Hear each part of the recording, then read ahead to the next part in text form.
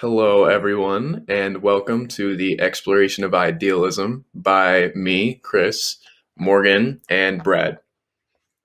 So, to start out, I want to explain throughout F. Scott Fitzgerald's novel, The Great Gatsby, he continues to explore the thematic concept of idealism, most specifically examine the J. Gatsby.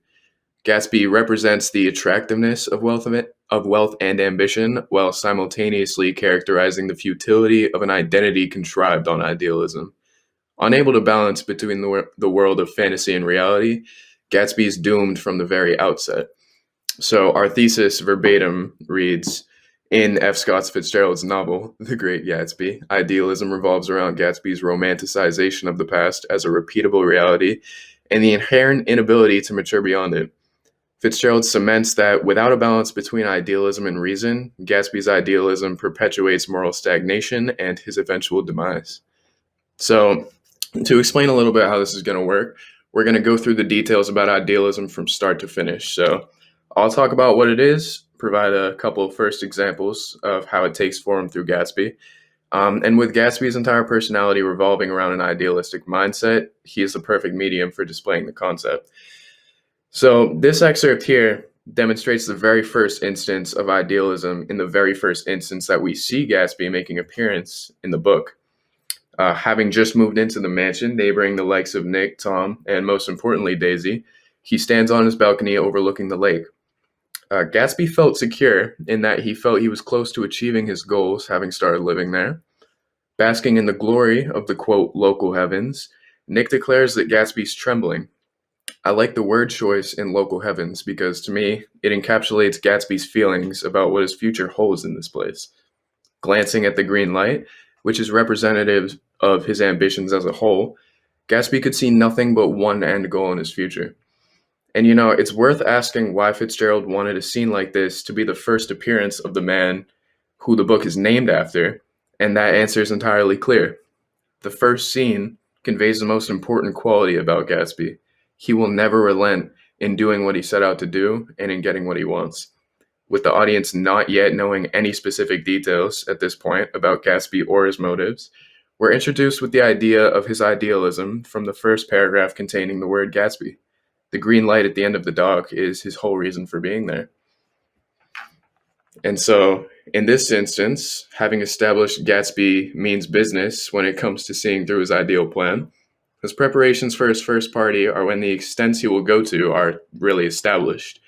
With the exuberance of his backyard, the overkill of an entire pit full of instruments as his orchestra, and much more, Gatsby makes a statement about his own wealth.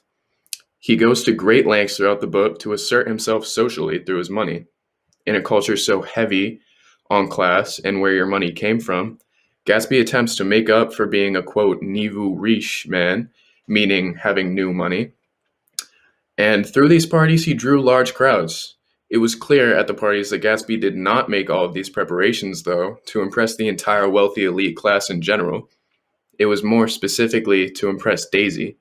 This is the reason he made the preparations as grand as he did, as she would notice it from her house, which he moved right next to. And Fitzgerald wanted to elaborate on the value of class in the world they were in, what role that played, and to assert just how serious Gatsby is about his way of life, and he most certainly did in this scene.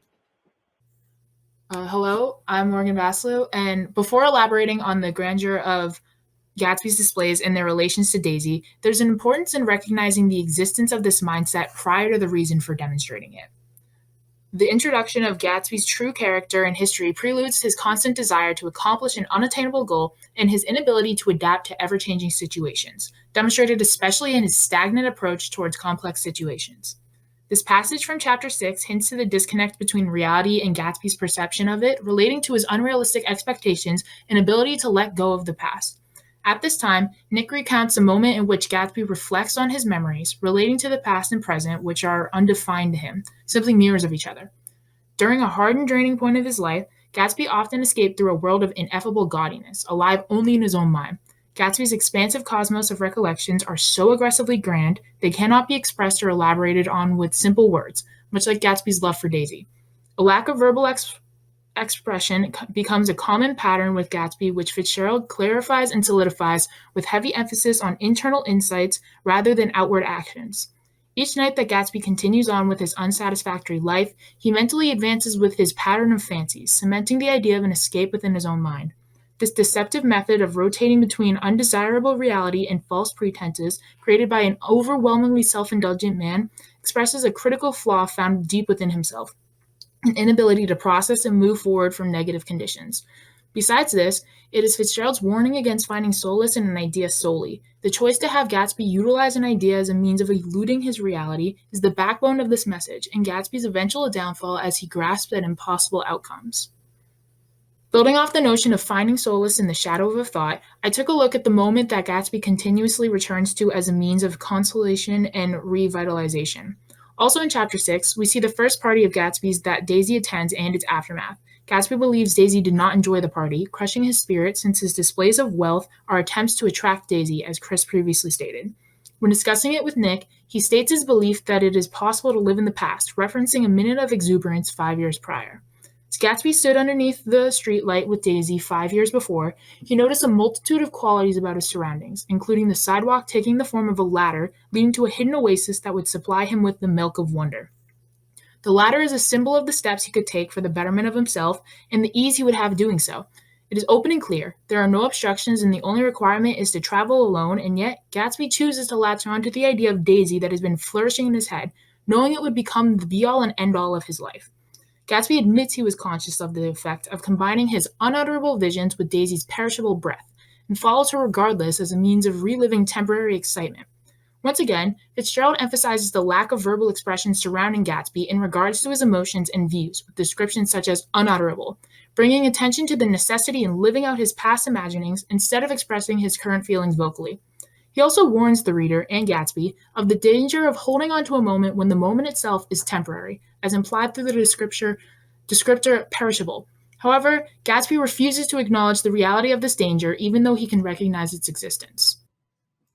Hello, I'm Brad Washburn. So, exploring the development of Gatsby's idealistic self-image, the insatiable facade of wealth and money, Fitzgerald exposes the inevitable tragedy of a purely idealistic mentality. Without a balance between idealism and reason, Gatsby's idealism is bound to perpetuate moral stagnation and his eventual demise. The first passage from Chapter 8 directly falls after the altercation in Chapter 7, which cemented Daisy's feelings for Tom, inevitably destroying Gatsby's ideal of rekindling his past with Daisy. However, with Gatsby's unwillingness to accept this reality, Fitzgerald criticizes the irrationality of Gatsby's faithfulness to his ambitions, and more importantly, the lack of fulfillment from an imbalance of reality and fantasy. Previously established by Chris and Morgan, Gatsby contrives a facade of phantom millions, emitting an inauthentic sense of security to those around him, especially Daisy, the ideal he pursues. However, in this pursuit of wealth and status, Gatsby only furthers himself from fulfillment. Intending to recreate his past with Daisy, Gatsby's pursuit grows beyond a realm of reality.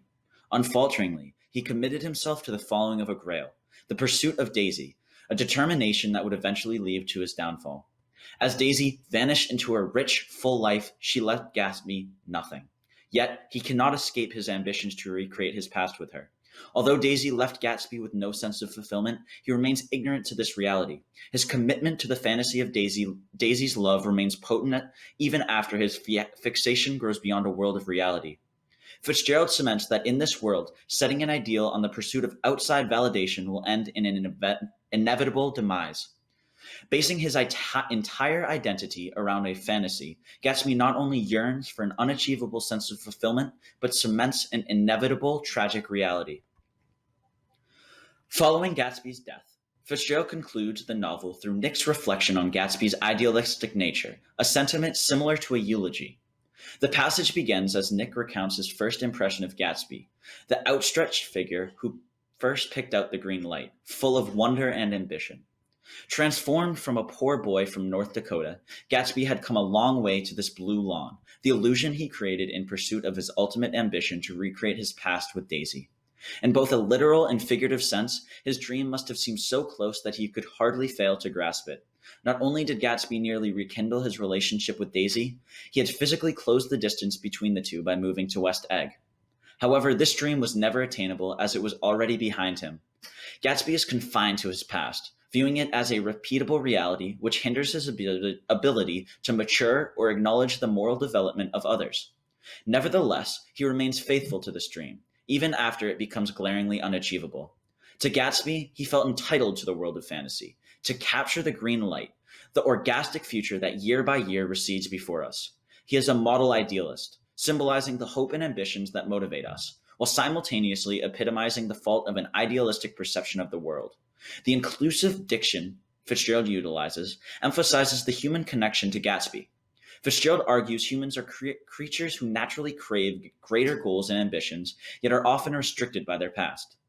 In the last line of the passage, Nick concludes, "We beat on, boats against the current, borne back ceaselessly into the past.